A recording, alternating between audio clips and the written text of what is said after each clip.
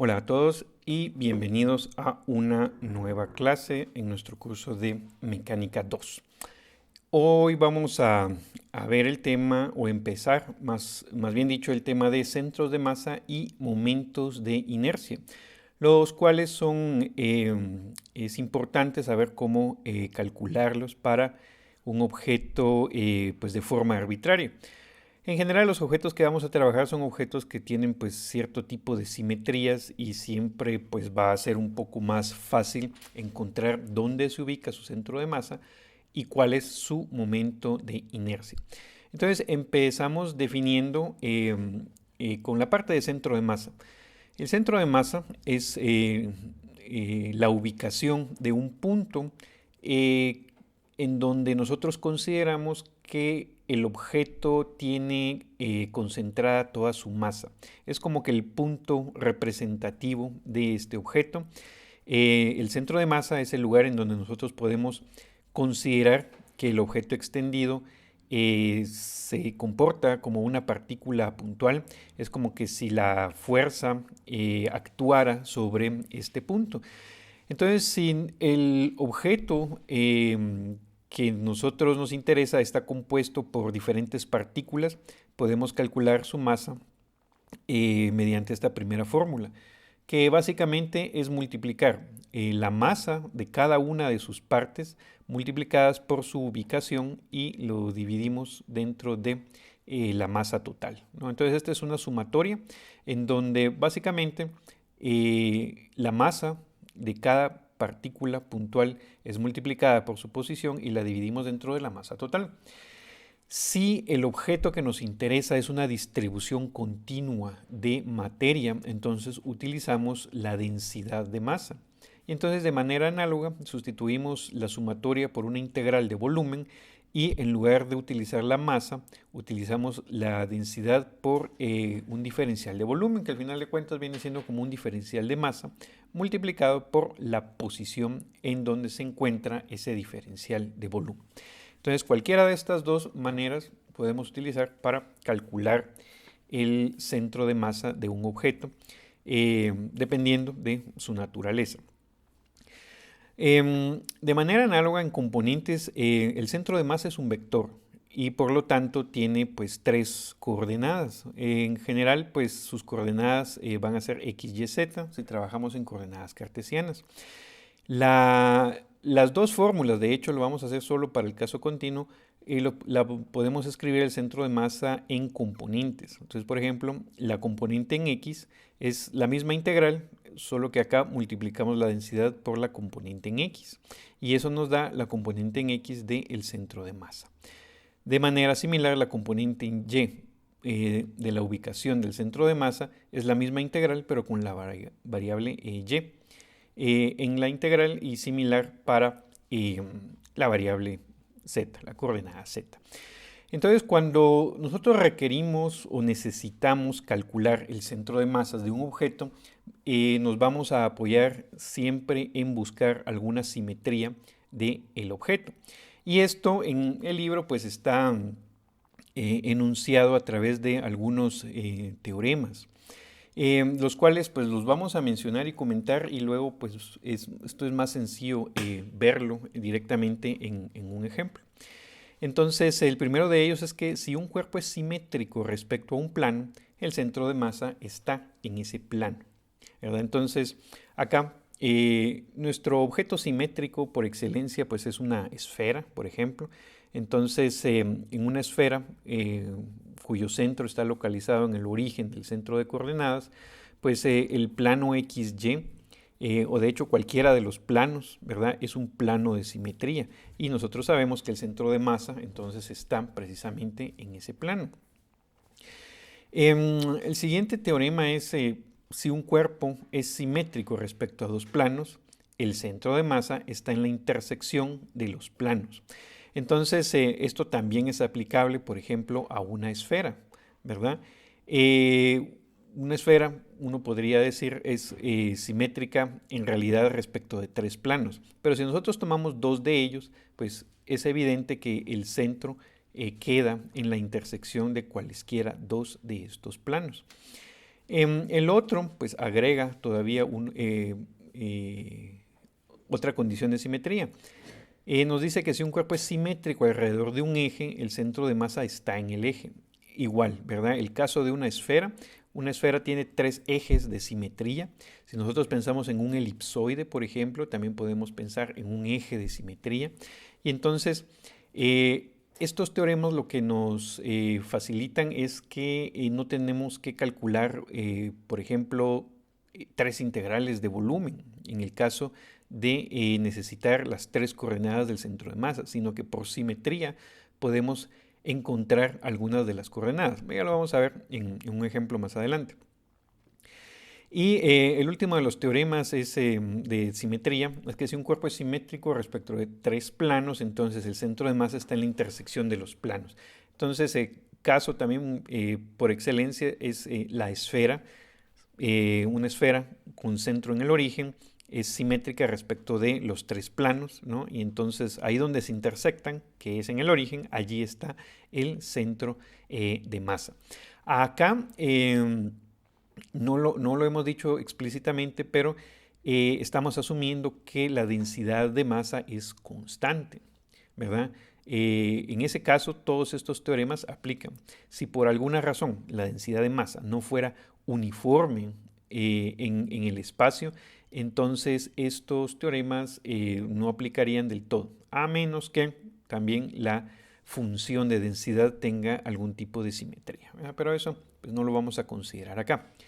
Y el otro teorema, que es muy importante, pero está solo así levemente mencionado en el libro, es el siguiente, que si un cuerpo se compone de varias partes cuyos centros de masa son conocidos, entonces el centro de masa del objeto compuesto se puede calcular como si las partes fueran partículas puntuales. Entonces, con este teorema nosotros básicamente podemos calcular el centro de masa de un objeto compuesto.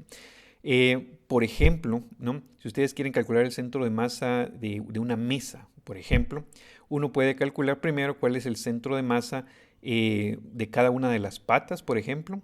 Uno podría considerar las patas como si fueran paralelepípedos.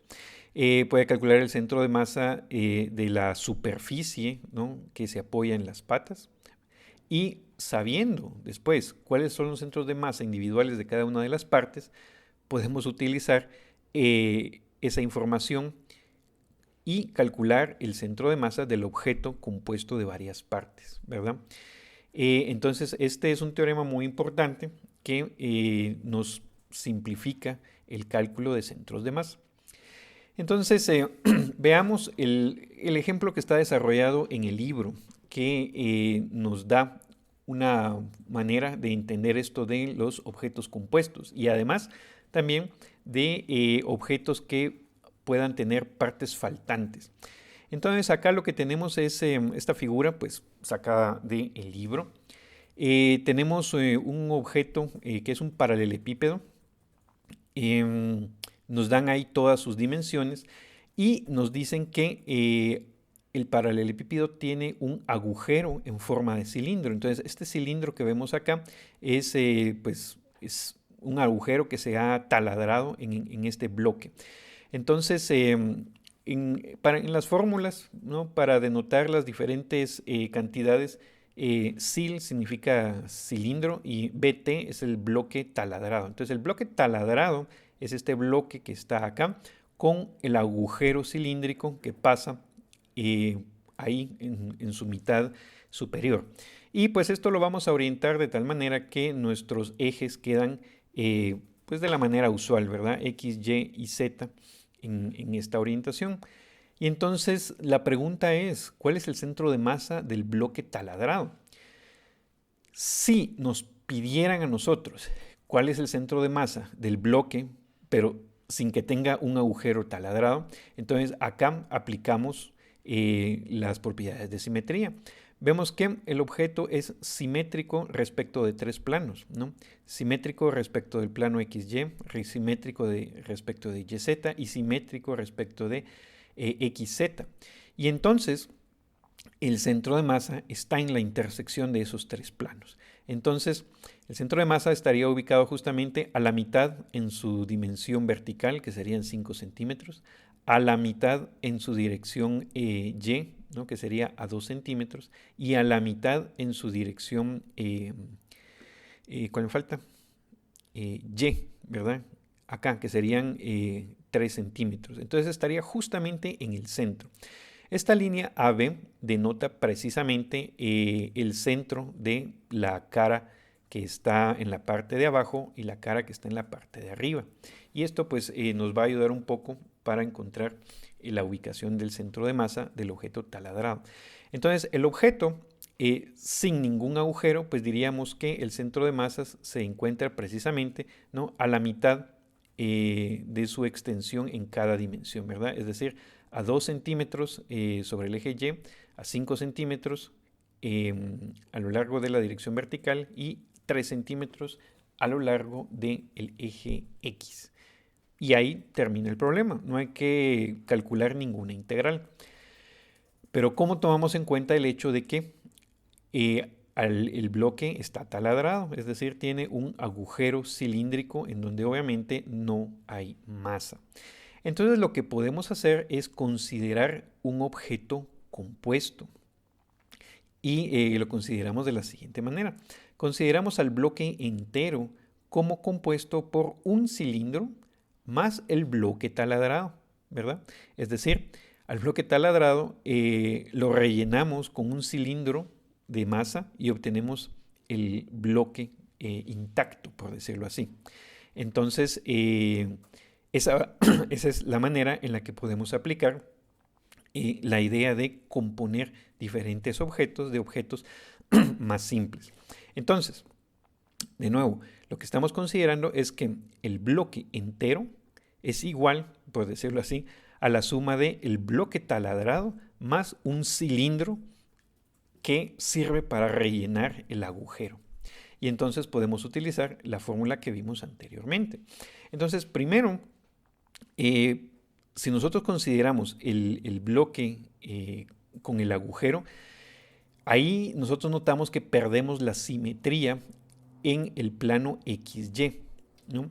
Es decir, justamente a la mitad acá, la mitad de arriba del bloque taladrado ya no es igual a la mitad de abajo. A eso nos referimos con simetría en el plano XY. Entonces, definitivamente, la ubicación del centro de masa en la dirección vertical ya no va a estar a la mitad de su dimensión vertical. Mientras que vemos que el bloque todavía conserva la simetría en el plano YZ, por ejemplo. ¿Sí? Si nosotros pasamos el plano YZ justamente cortando la mitad del objeto, pues la mitad izquierda y la mitad derecha son simétricas una respecto de la otra. Igual en el plano YZ, si nosotros cortamos este objeto justamente a la mitad en el plano YZ, pues ambas mitades pues son simétricas. Entonces eso lo que nos dice es que las coordenadas del centro de masa van a estar en la dirección Y y en la dirección X justamente a la mitad de cada una de las caras, ¿verdad?, de abajo y de arriba. Es decir, va a estar a lo largo de la línea AB. De nuevo, que eso sería como a 2 centímetros en la dirección Y 3 centímetros en la dirección X. Entonces, ya solo tenemos que calcular cuál es la ubicación del centro de masa en la dirección vertical, que sería Z. Y entonces nos concentramos únicamente en esa, ¿verdad? Entonces las coordenadas X y Y del centro de masa las averiguamos por simetría. Entonces en Z lo que hacemos es aplicar la fórmula de centro de masa para objetos compuestos en la dirección Z, tomando solo dos objetos. Y entonces lo que vamos a decir es que Z del bloque, ¿verdad?, es decir, la coordenada Z del centro de masa del bloque, cuando digo bloque es el bloque sólido, entero, ¿verdad?, va a ser igual a la masa del cilindro por la ubicación en Z del cilindro, más la masa del bloque taladrado por la ubicación en Z del bloque taladrado, ¿verdad? Ahora bien, nuestra incógnita acá es realmente la coordenada en Z del centro de masas del bloque taladrado, ¿verdad? Porque esa es la pregunta original, ¿no? Aquí está la pregunta original. ¿Cuál es el centro de masa del bloque taladrado? Pero estamos utilizando este resultado para formular la ubicación del centro de masas del bloque entero, que ese sí sabemos dónde queda, ¿no? Queda justamente a los 5 centímetros en vertical. Y de acá poder despejar la coordenada en Z del centro de masas del bloque taladrado. Entonces, de nuevo, nosotros estamos formulando esto como que el bloque entero se compone de el bloque taladrado, es decir, el bloque con agujero, más el cilindro que metemos acá para rellenar el agujero, ¿verdad? Y entonces, eso nos da pie a poder formular esta ecuación que está acá. Entonces, esta ecuación está formulada como que si nosotros conociéramos la coordenada en Z del centro de masa del cilindro y del bloque taladrado, ¿verdad? Para poder encontrar la coordenada en Z del bloque lleno. Sin embargo, nuestra incógnita no es esta, sino que es la coordenada en Z del centro de masas del bloque taladrado. Entonces, todas las demás cantidades las conocemos, ¿verdad? Entonces, la coordenada en Z del centro de masas del bloque entero, ¿verdad? Bloque totalmente relleno, está justamente a la mitad, 5 centímetros en la dirección vertical. Luego, la masa del cilindro, ¿no? Pues es densidad por volumen. Entonces el cilindro, según las dimensiones, tiene un radio de 1, entonces sería radio al cuadrado, 1 al cuadrado por pi, por la altura, ¿no? Que serían 6 centímetros, por su densidad. Luego, la masa del bloque taladrado sería su volumen por densidad.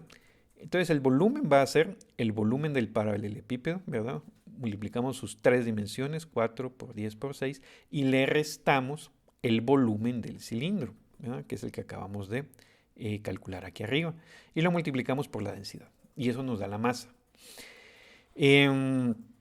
Luego necesitamos la coordenada en Z del centro de masas del cilindro, y entonces, ojo acá.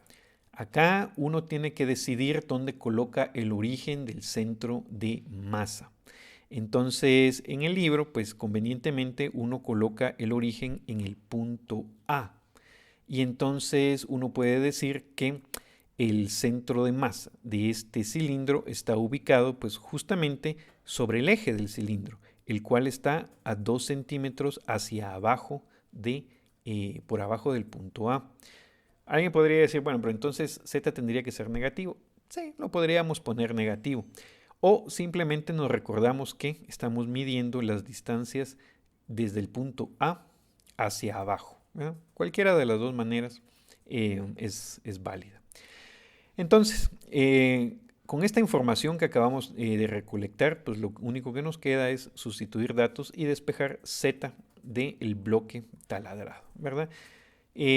Sustituyendo datos, ¿no? Entonces Z bloque 5, la masa, acá un poquito de álgebra. Lo dejamos así como para ver en dónde estamos sustituyendo las cosas. Y al final de cuentas despejamos Z del bloque taladrado, que nos queda esta expresión. Hacemos las operaciones y nos queda que es 5.25 centímetros. Entonces, si regresamos a la figura, a partir de A, 5.25. Recordemos que 5 sería justamente a la mitad de la altura, pero 5.25 es un poquito más abajo, lo cual tiene sentido, ¿no? Que el centro de masa se desplace un poco más abajo porque perforamos un agujero en la parte de arriba. Entonces recordemos que el centro de masa viene siendo algo así como la ubicación promedio de todas las partículas que componen el objeto. Entonces si nosotros quitamos masa aquí arriba, pues esa posición promedio se corre un poco más hacia abajo, ¿verdad? Compensando el hecho de que acá no hay masa en el objeto.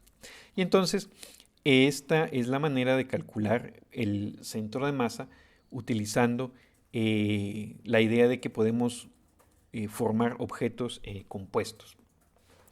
Y el otro ejemplo de una distribución de masa continua es para una semiesfera de radio A. Entonces, en el libro plantean la integral de 3 sistemas de coordenadas, en coordenadas cartesianas, en coordenadas cilíndricas, en coordenadas esféricas, e incluso con el método de discos, ¿verdad? Entonces, a final de cuentas uno escoge el método que pues a uno le parezca más fácil, ¿verdad? A veces lo que uno escoge no es lo más fácil, pero pues un método hay que escoger. Entonces, una semiesfera pues es la mitad de una esfera, ¿verdad? Y entonces, para encontrar su centro de masa, la ubicamos en un sistema de coordenadas donde su centro esté en el origen, ¿verdad?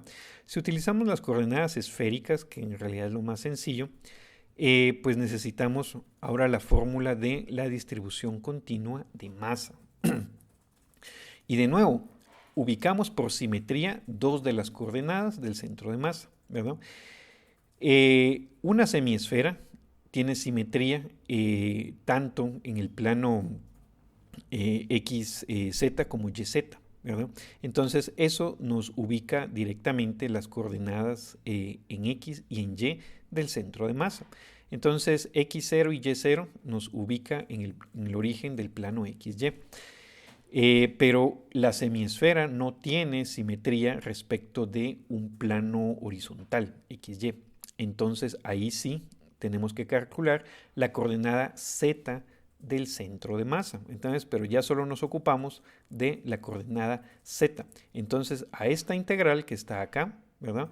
La volvemos a escribir, pero únicamente ahora hacemos la integral con la coordenada Z. Entonces, si vamos a hacer la integral en coordenadas esféricas, hay que escribir todo esto utilizando coordenadas esféricas. Entonces, la integral nos queda así. Entonces, veamos primero. Rho es constante, la densidad es constante, se queda igual. Z, recordemos que en coordenadas esféricas, aquí tenemos que recurrir a la transformación entre coordenadas esféricas y coordenadas cartesianas, que ustedes ya saben perfectamente, ¿no? Entonces saben que la variable z es igual a la coordenada r por el coseno del ángulo, ¿no? El ángulo θ, tal como está acá.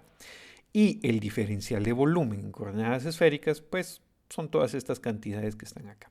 Entonces, una vez que uno escribe eso, ajusta los límites de la integral para representar una semiesfera.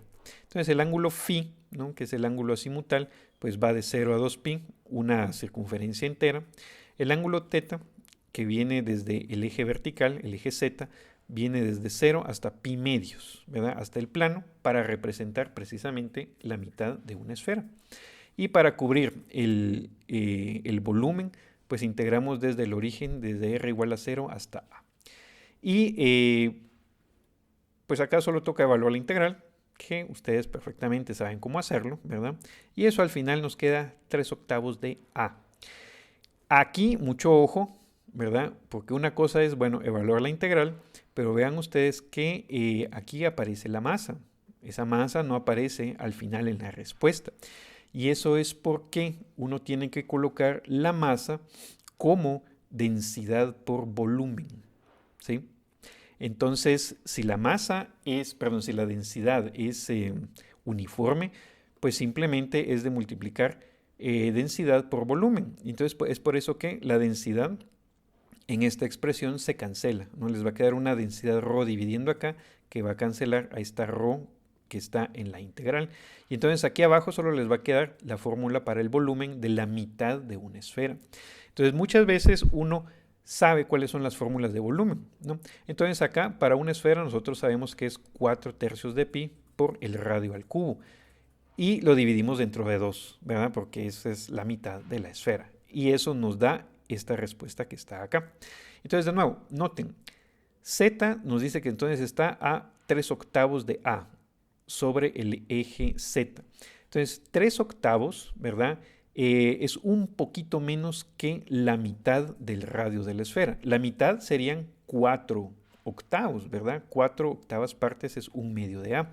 Sin embargo, ¿no? Siendo el centro de masas como esa posición representativa, algo así como el promedio de todas las ubicaciones de las partículas que componen la semiesfera, pues sabemos que hay más masa en la parte de abajo que en la parte de arriba.